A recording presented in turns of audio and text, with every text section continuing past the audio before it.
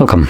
In front of me is a Honor 70, and today I will show you how you can enable and also set up your portable hotspot.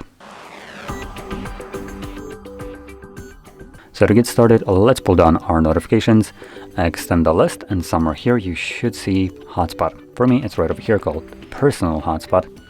And once you see this icon, first time around, you want to hold it. This will quickly take you to the settings where you can customize it. Now, the reason I recommend doing this is because hotspot by default will have a randomly generated password, and as you can see, it's provided right here. So number one, you can check it from here, or if you don't want to use this one, you can tap on it and completely remove it, which is what I would recommend doing because the randomly generated one is not easy to remember. To set up your new password, it needs to have at least 8 characters in length, which, there we go, that's good enough. Obviously you can use letters, numbers, it doesn't really matter. From there, click on OK, and that will automatically save it. And that's really all I would recommend changing. You could change a couple additional things if you know what they do, but in general, if you don't know what these settings do, I recommend keeping them as they are. They'll give you the best kind of like usability of this hotspot. So it should work every time you turn it on with any kind of device that is considered smart, so it can connect to a network.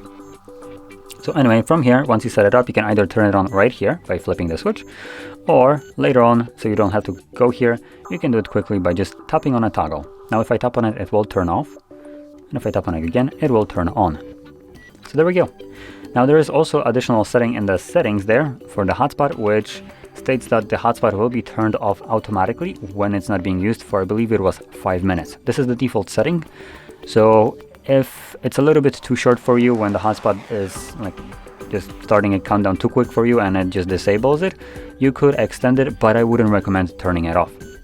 And the reason for this is once you are actually finished using your hotspot, then if you forget about it, the phone will turn it off for you.